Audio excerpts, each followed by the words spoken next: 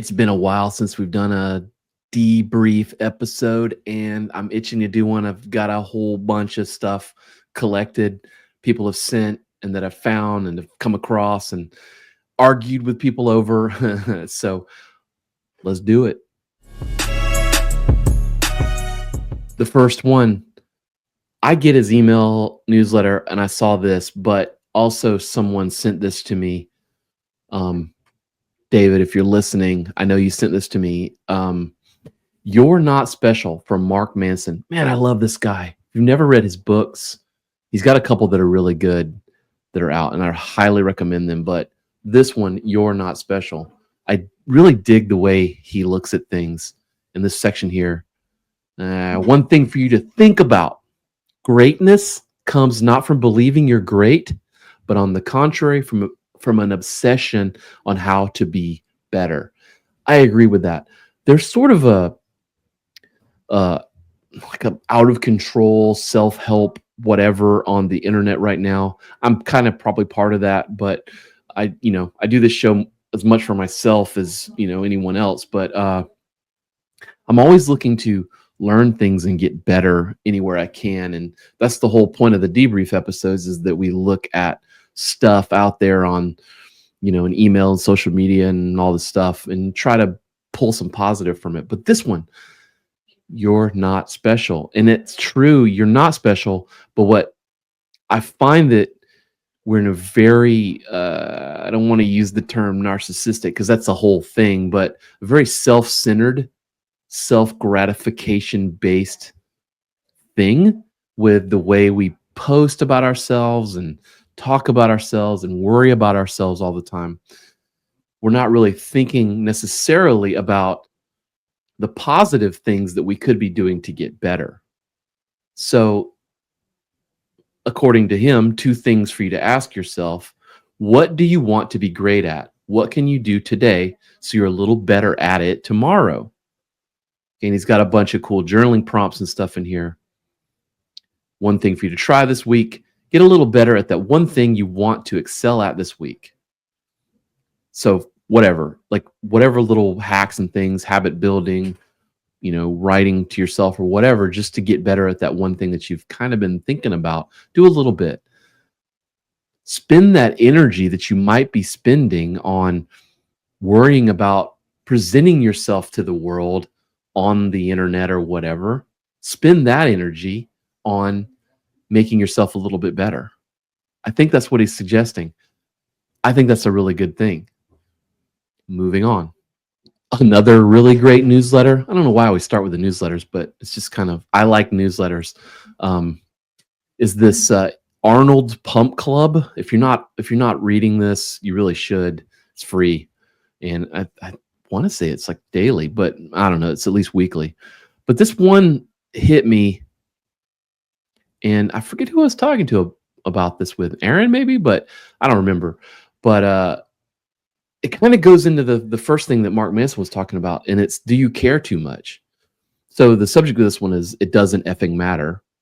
And the whole point is that he's talking about the mental aspect of the negative mental results of caring too much about all the stuff on the internet. And so he says, I don't think Arnold himself writes this, but whatever. But I've noticed an epidemic of people who think that everything matters. And I do too, don't you? Who every celebrity is dating, who's playing their favorite character from a book and a movie, how a princess prepares her meal. People literally care about everything. I mean, have you noticed that? Like, particularly on YouTube, I get sort of bummed out because I like science fiction and fantasy, like Middle Earth and Star Wars and Marvel stuff. I enjoy it. I've always enjoyed it since I was a really little kid. I've collected comics since the 80s and I dig it. But anytime I look on YouTube, it's just like, and it could be just my algorithm, I don't know, but I don't think so. It's just video after video after video of just like these people just dumping on everything. And then 9 times out of 10, the thing hasn't even come out yet. Like the new Christopher Nolan movie, he's doing a version of the Odyssey, which is Christopher Nolan. I don't think he's made a bad movie, or he hasn't made a movie that I haven't disliked. yet. And he's making the Odyssey, which is kind of rad, but people are already dumping on it. Like there hasn't even been a video shot released. It's just these random pictures like on the set, and people are already dumping on it. It hasn't even come out yet. Why do we care? Do you care too much? It doesn't effing matter. And he's teaching us to learn that mantra. It doesn't effing matter, right? If something doesn't immediately impact your health, your family's health, or your vision, like whatever that thing is you're trying to do in life, it doesn't effing matter. And I know some of you are thinking, what's the harm in getting really passionate about who is in the next Star Wars TV show? But let me tell you the harm, what he writes. I don't believe our brains are built to care about everything constantly. I believe all of us has a certain amount of energy in our energy budget every day. And when you spend that energy on bullshit, you won't have energy to chase your inner vision or lift up those people around you and be that good human you want to be. And I agree with that. Again, Mark Manson has like give like 0 Fs or give 0 Fs or whatever that book is like you only have so many. And once you give them all out, you're exhausted and you only have so many in a day. I really agree with this. There's just some things you got to let go. And for God's sakes, the latest Star Wars TV show is not one of those things that we should be fighting. Get outside. Okay, so I want to talk about this one because it leads into an actual article. Now, no one sent me this. I just saw this. This was everywhere. There was a ton of reviews about this guy, Ashton Hall. There's a really good, it's a channel I watch called Toasted. They did a whole like hour breakdown on this, and it was really funny. So this fitness influencer guy did this morning routine. It's pretty unhinged, honestly. You know, 3:53 a.m., you know, kind of the standard, like, what is this guy doing? You know, going down to work out and all this stuff. And it's just really funny because like, apparently he lives in a super high level thing. I mean, it's been going since 3:30, right? It's 7:40 already. Like this is his morning routine, you know, and he's got like other memes have come out of this where he's like dunking his face, but he has like servants bringing him his stuff. It's just over the top, right? And yeah, and if you break it down, it's like the reading was like only a minute long or whatever. It's just really funny. And then he's got these sections. But the funny thing is, I think that he has since deleted his Instagram account, which is kind of funny because I think he caught a lot of shit for that morning routine. He did an evening routine too. And it was like, his morning routine is like 4 hours. His evening routine was like 4 hours. Like, bro, what did you do in the middle of the day? But I'm not sure. I think he's deleted his Instagram account. It's kind of funny. But the point of that is getting to this idea of the morning routines, you know, and this one, I get a lot of these things that people send me. I run a local Facebook channel, group or whatever, and I put helpful links and stuff in there, and people send me stuff all the time. That's where I got to this one. 8 life hacks you need to use to build a consistent and realistic morning routine. There's a ton of these sort of links out in the world where they're like kind of riding the fence between like, these are the things you need to do. Do these things for a morning routine. Let's see if we can find any in here. If we can get past the ads, I should have used an ad blocker to look at this. But, you know, just all this stuff like create a morning menu, start by learning the art of doing nothing, blah, blah, blah. Track what works. Something amazing happens on a road trip. Think outside the box and self-care activities, apply a hair or face mask, read a book, paint your nails, taking a bath. Some weird stuff, you know. Set your alarm a few minutes earlier, try habit stacking. It's just like, it's like ChatGPT threw a bunch of shit on the wall for a morning routine. And then it ends with, you know, remember, you know, morning routines aren't necessarily, you know, do something. It's fluid, never changing, depending on what your needs are. Do what suits you, you know. And it's sort of like, there's a ton of these ads, not these ads, these articles that like ride the fence between giving you a morning routine and not. And you can crap on like Ashton Hall all you want. At least he, whether it's true or not, at least he showed you a morning routine, right? These sort of weird, not actual helpful articles or whatever, just kind of fill the void. So, whatever on those. My take on the morning routine is, yeah, you need something and you're probably doing one. Because if you're an adult that gets up and goes to work, or you have kids and you do whatever, you have a routine, like you're doing it. The only thing that I would say is look at something that you can do to help sort of jumpstart your day. Like even if it's a minute, like whatever you can put in there that can help you. Um, and it might actually not be a morning routine. It might be something you do the night before. My morning routine is like get up as close to the alarm as I can, get the coffee going, go grab the coffee, get to the gym. That's my morning routine. But it actually starts the night before because I set my clothes out. I prepare what I'm going to come back home after I shower or whatever, and I go to work with. I'm going to prepare that stuff, be on standby, and I'm going to think about what I'm going to eat for breakfast when I get back the night before. So, it is sort of fluid and whatever, and I think that's the point. Maybe we should write an article about that, but take from that what you will. I'm just tired of seeing these sort of half-assed fence riding articles. I mean, either commit to giving me a good morning routine or write an article that says that morning routines are bullshit, because it's either or. Okay, so here's one that somebody sent me, because we've talked about visualization a good bit on this show, and I've talked with guests and things about visualization and how, like for martial arts, the practice of visualizing your techniques or whatever, how helpful that can be. And somebody sent me this, and I think it made the rounds too, but somebody sent me this about the Blue Angels, how the Blue Angel pilots will do this visualization technique before every performance that they do, right? Gathered in their briefing room, the pilots conduct a mental rehearsal known as chair flying, where they visualize each maneuver in precise detail. This preparation sharpens their skills, strengthens their teamwork, and is a key reason they remain one of the best demo squadrons in the world. But the thing that got me most with this was that the comments make me realize just how behind everyone is in regards to being great in this world. Because let's see if we can see some of the comments. I mean, they're just jokes. Everybody making a jokes. I don't know about all that. I think they could do without it. If not, then they probably shouldn't be flying. Are you a pilot? What if you fart? See, it's just jokes, right?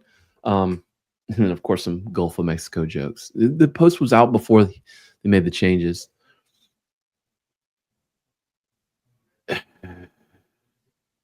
Yeah, and they're just questioning, or can they actually fly combat and all this stuff? There's a couple about how it's important. If you scroll through these comments, it will make you sad how people are just going off on how it's like useless, and it's just not good. Visualization works, folks. I promise you. These are some of the best pilots in the world, and if this is something that they do, I don't know if you've ever seen a Blue Angel show. I mean, that's some tight flying in jets, which is crazy. It's important. When's the last time you actually tried to be good at something, particularly when you're working with a team, before you go into, just say in like regular business or sales or whatever, before you go into a meeting? When was the last time you actually talked to other people on your team about what you were going to say and how you were going to deliver it? Have you ever done that? It's just 2 or 3 or 5 minutes to just go through it. I promise you, it will be a better experience for the people you're trying to sell to. I promise. So don't make fun of it. Just, I mean, embrace it, And if you don't understand it, don't mock it just because you don't understand it. Oh my God. So these people, It's so according to, good. and I've seen, like, once I've seen this one, I've seen a bunch of these, like, in the algorithm that they did like how long was it? Like a 7 days or something like that. Some long amount of time where they were blindfolded and they couldn't see. And then, so this is this one guy, they're taking the blindfold off and he's just happy that he can see again. And I think the idea is that this person was just alone with their thoughts. They were alone with themselves. And when we're alone with ourselves for real, we tend to think of things and so 3 days of darkness. So we kind of just have to face ourselves. So like what are we then confronted with when we're having to spend time with ourselves? What is underneath our chronic impulse to have something to do and something to show for ourselves? This chronic need to share every little detail with the world to get like validation or whatever that, right? What happens when we genuinely stop trying to make something special out of our life and something special out of spirituality, and we simply just relax within ourselves? When there is no one watching and no way to gauge our worth or show our accomplishments and prove ourselves to the world, what really begins to matter the most? How are you in the little things? Man, it's just such great stuff. And thinking about like masculinity, we just did an episode recently.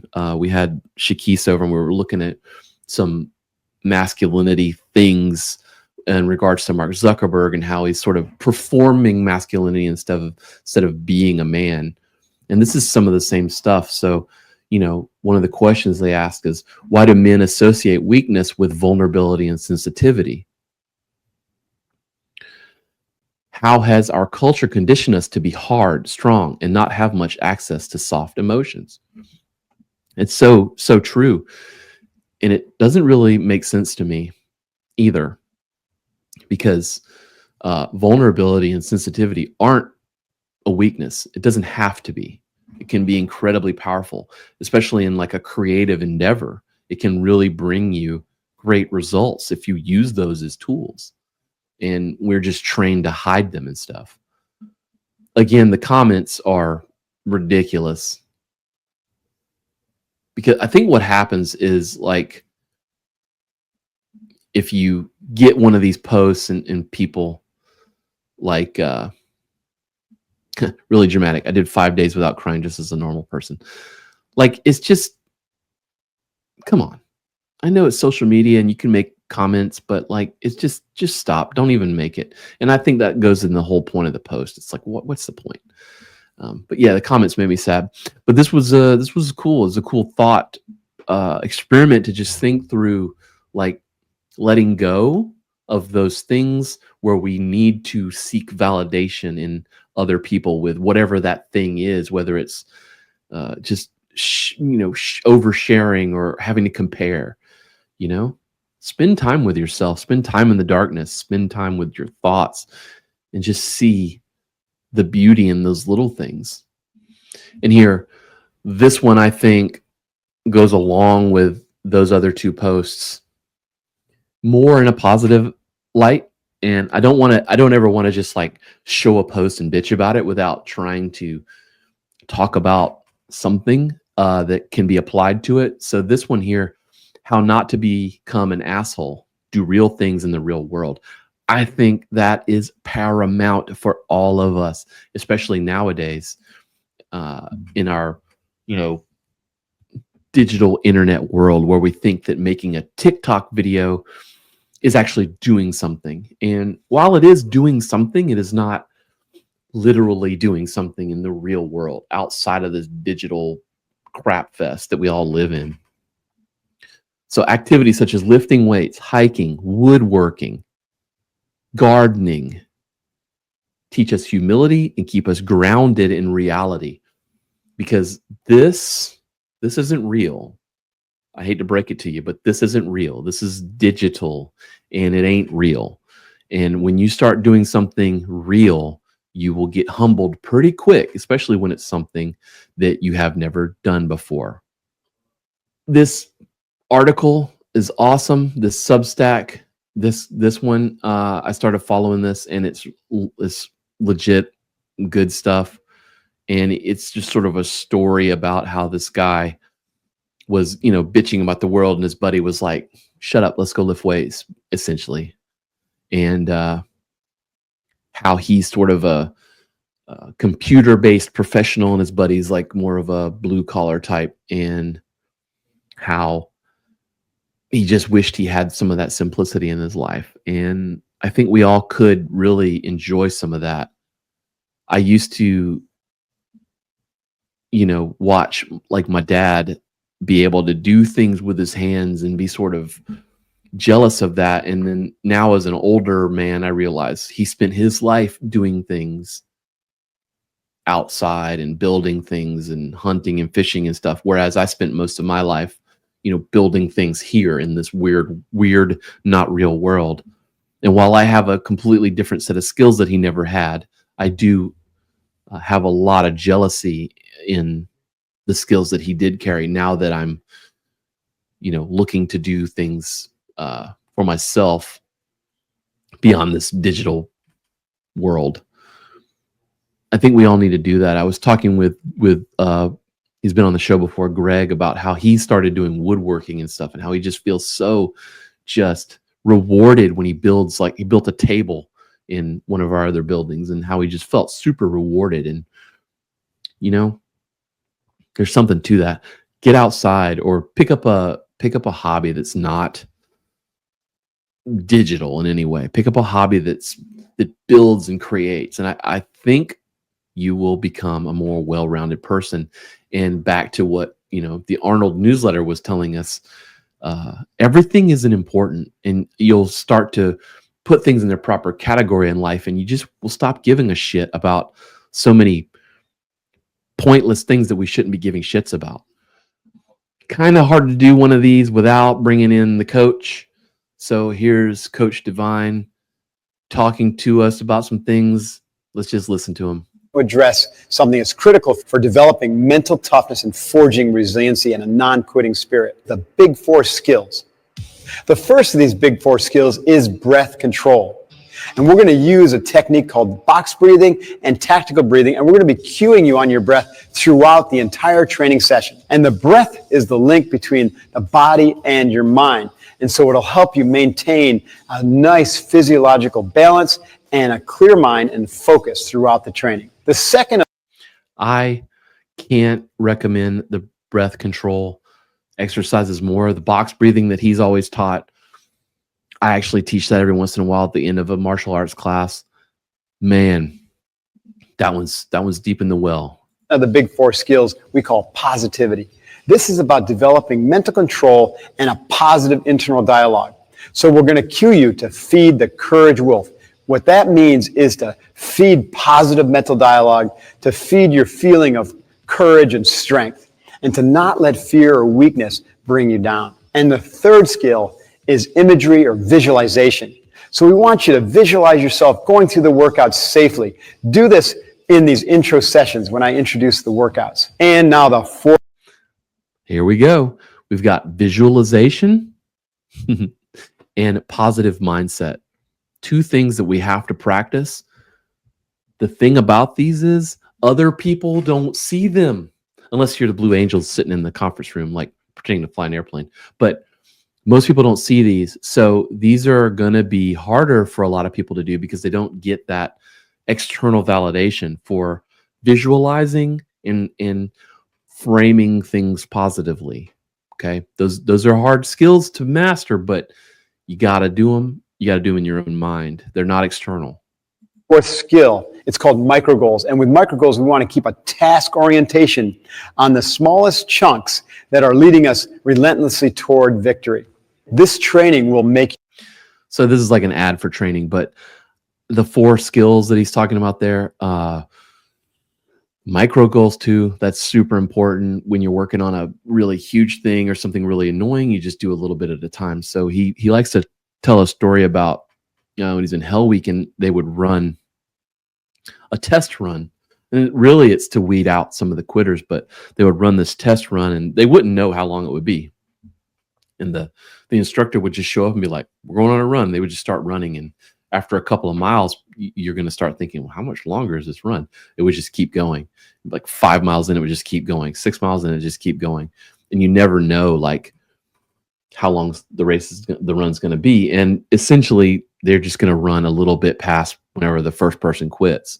But to get through it, he said he would just set little micro, like, I'm going to run to that tree. Okay, cool. I'm still good. I'm going to run to that, corner. Okay, I'm still good. And just a little bit at a time.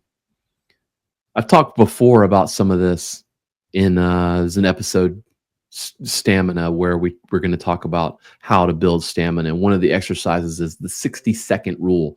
And it's that anytime you feel that urge to quit, or whatever, you're getting bored or you feel that itch to like check your phone or whatever, just don't. And tell yourself, I'm going to do the 60-second drill. And just for 60 seconds more, stay focused. For 60 seconds more, don't look at your phone. For 60 seconds more, write however many other words, whatever you're doing. Just give it a little more time and build that threshold for what you can stand. Okay, I wrote an article about this and we're going to get there, but it's funny that I guess this was on a podcast. I'll pull that up in a second, but someone had posted this, DM me this about this story about George St. Pierre. By the way, my all-time favorite, the GOAT, UFC fighter. I love George St. Pierre in this story and everything. Whatever, we can get into that later. But there's this particular story where he was working with a sports psychologist after he had lost a big fight to Matt Serra. And was that the first one he lost? I don't know. The first one, we only lost like 2 big championship fights. But anyways, one of the ones he lost to Matt Serra. And the sports psychologist gave him this brick to carry. Anyhow, let's let him tell it. You're training with Ray Longo, like Yes. he made your defense like a shield, like that impenetrable shield. Thank you. And the only way I could get through you is by getting closer to you. And when I got closer, you cut me, I remember, with a punch that I never saw coming. It was coming outside of my field of vision. And then I got angry. I was like, man, like it was the first time that So he's talking, I believe he's talking about the loss where I think Matt Serra knocked him out. Yeah, I believe so. So he's talking about that. got rocked in my life. I was like, man, I'm going to give it back to him right away. Yeah. But it's not a good idea to jump into a slugfest when you're stunned. Yeah, no. It's hard. You don't get your feet under you, Yeah, and then I got tag, and I end up on my back. And I even tapped on strike, which I got a lot of criticism for, because he said, oh, he didn't went out on his shield. Because the thing is that you hit really hard, and I knew I was done. Like I was so dizzy, I didn't know where the floor was. I was like all messed up. So I wanted to save my brain and not take an unnecessary damage, So we could do a whole episode on brain injuries and fighting and stuff, but he's right. He's right. And it was, at the time, it was like, man, he tapped to strikes or whatever. He just gave up. But, Matt Serra was a monster in that fight. Tap, then the referee separate us, and then after I came back to myself and then after all the critics, everybody was saying, oh, he's weak mentally, he tap on strike, and he's not as good as we thought he was. He's not the fighter that we thought he was. It's just a short firework, and that's it. Now the floodgates is open. He's going to lose all his confidence. And this thing gets to you a little bit. So he caught a lot of shit for that fight to set it up, he was on a tear, and he was the chosen one and all this stuff. He wasn't gonna lose and all this stuff. And there he is in this fight with Matt Serra, who I think at the time was kind of like an outsider up and comer or whatever. And he gets rocked and loses. And everyone's always quick to be like, yeah, he's out. I remember I used to have I used to work with a sports psychologist that came to help me, and he's very good. And to get back to the title, I needed to fight my way up again. I couldn't get my rematch right away. But I was obsessed of getting my rematch. I was obsessed, because I'm obsessive compulsive a little bit by nature. So I wanted to get back. He's admitted to having some OCD right away. But the problem is I was focusing on the wrong thing. I was you were hunting my mind like constantly because I was angry at myself. Yeah. I wanted to get back and erase that mistake. And so the sports psychologist says to me, George, you carry a lot of bricks. So he made me wrote a name with a brick, carry a brick in my training bag with your name on it, Sarah. Oh shit! And I carried that in my bag weeks and weeks and weeks, and it was getting heavy, because when you go in TriStar, you have to go up the stairs and you carry already my bag is heavy, but then with a brick inside, I was like, man, so his trainer made this is getting ridiculous. And I was calling him. I was like, can I get rid of the brick? It's ridiculous. He's like, no. And I kept carrying it. And like the week before the fight with Koscheck, because I was fighting Josh Koscheck, it was not for a title, but it was for a title contention. I was like, man, that's something to remember. He lost that fight and he had to fight his way back up, right? So he couldn't just, I don't know why I guess it's because of the way he lost. I'm not really sure, but they made him fight his way back up, and he had one or two fights after that. Telling him, hey, I'm very tired now. Like, can I get rid of the brick? He's like, yes. So I went near the Saint Laurent River, grabbed the brick, threw it in the river. And it sounds weird, but it's an action that I did that manifests, that had a psychological manifestation on me, because I felt like relief, and I was able to only focus on Josh Koscheck. Because and spoiler alert, he beat the hell out of Josh Koscheck, and he went on to beat Matt Serra and get his title back. Crazy, incredible story, honestly. So I wrote an article about it on Medium. And I think that it's a cool ass story, right? And it's a great lesson in mental toughness too, right? So the brick was never about Matt Serra. It was about GSP and his own doubts, his own fears, and his own drive to be better. And when the time came to get rid of that brick, he didn't just put it down. He threw it away forever. And that's what separates champions from everyone else. It's a beautiful story, but we do some of those things in martial arts as well. And they can be, the idea of carrying a brick and tossing that brick away and then getting your championship belt back seems a little cringy, seems a little cheesy, corny, whatever, but that shit can work. And it's what we've been talking about. It's what Coach Divine talked to us about. It's about visualization and positively reinforcing yourself, right? It's what champions do, just like the Blue Angels in their visualization practice. If you don't understand it, you don't need to mock it. If you don't understand it, just realize you're not a champion yet. You're not in the mindset. And a lot of people don't understand it, but that's why. That's why. I'm telling you, that's why. You're just not there. Okay. Oh God. This guy, Chris Bones Jones? Chris Burns. Sorry, I didn't mean to call you Jones. Probably thinking about UFC because of the last GSP stuff, but I frigging love Chris Burns. You have no idea. I've obsessively watched all of his YouTube instructionals recently. This guy will soon be a national treasure. But I want to sort of shift gears a little bit and look at some things. We did this episode about Zuckerberg and his performative masculinity versus real masculinity. want to get into some of that, but let's start with this one with some self-defense mindset things. And this is one of the this is probably one of the greatest self-defense tutorials I've seen. Here's some basic self-defense. Walk forward. Hey, my shoulder. Oh, sorry. You're welcome. Just say sorry. Keep walking. It's not that important. Stop it. You're not a badass. Right? Man, not everything's important.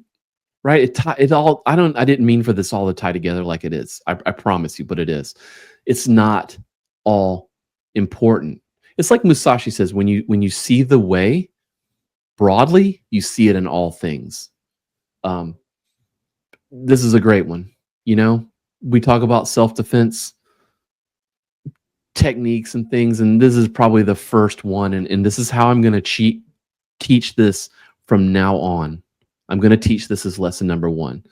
Self-defense lesson number 1. Thank you, Chris Burns. Holy crap, that's a good one. All right, let's look at this next one with Stephen Thompson, another UFC fighter, where he's sort of tying into this a little bit. Let's see what you think.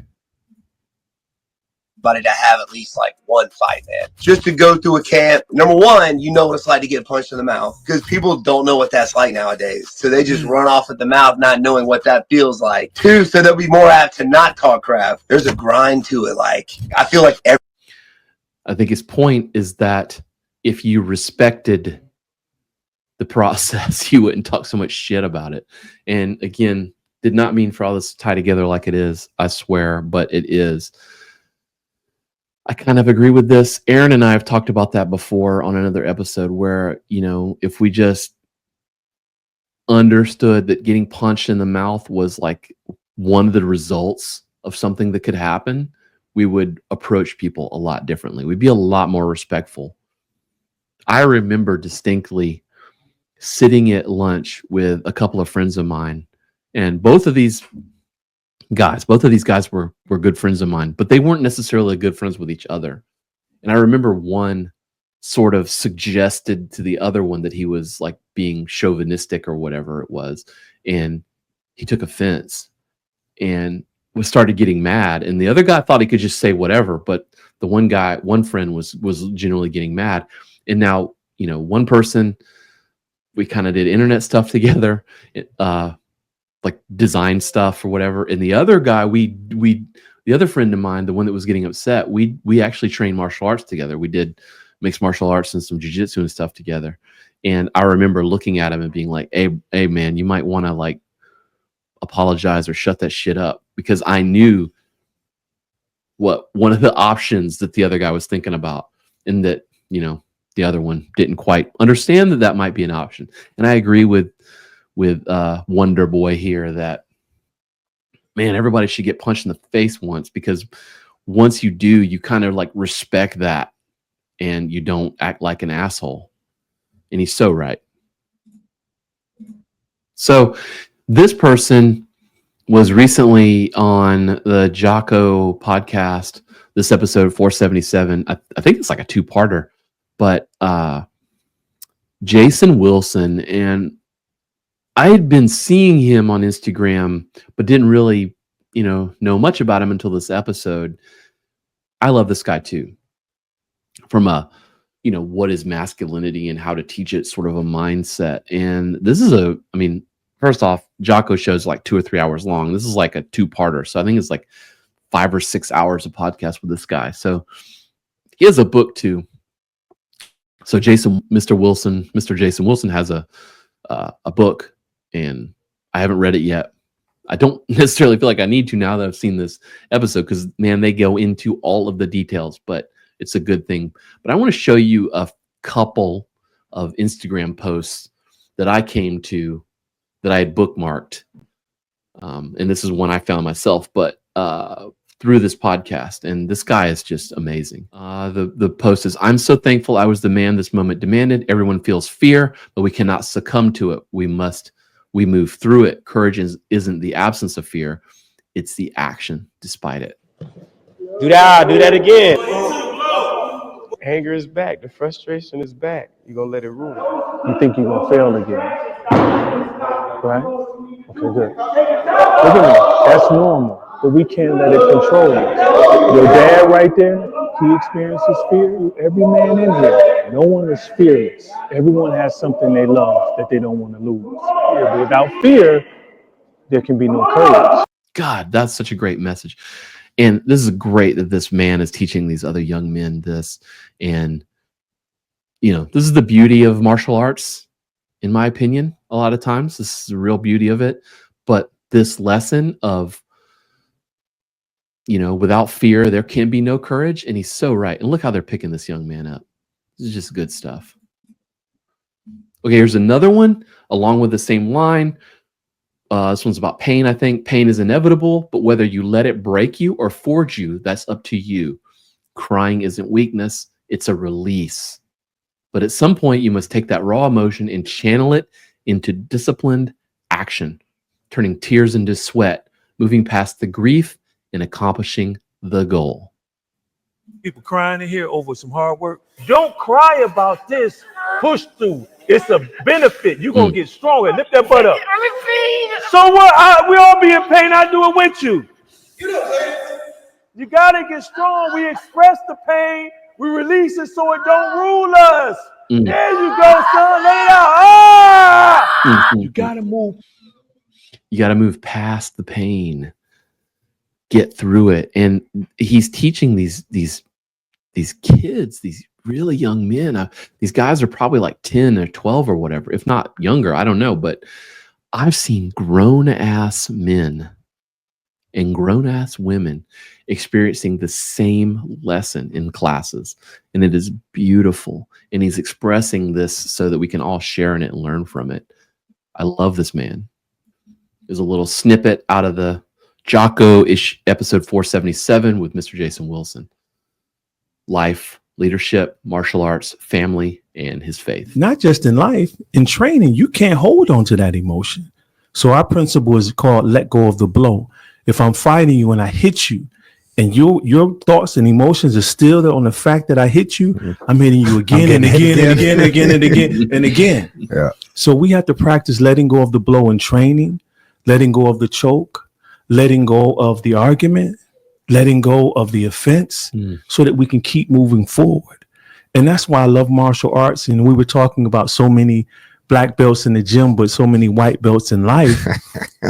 It's meaningless if it can't apply to real life. For me, it is. Yeah. God, that's strong. Black belts in the gym, but white belts in life. Letting go of the blow. You know, actually, this is a little secret. If you're one of my students and you're listening to this, I actually practice this.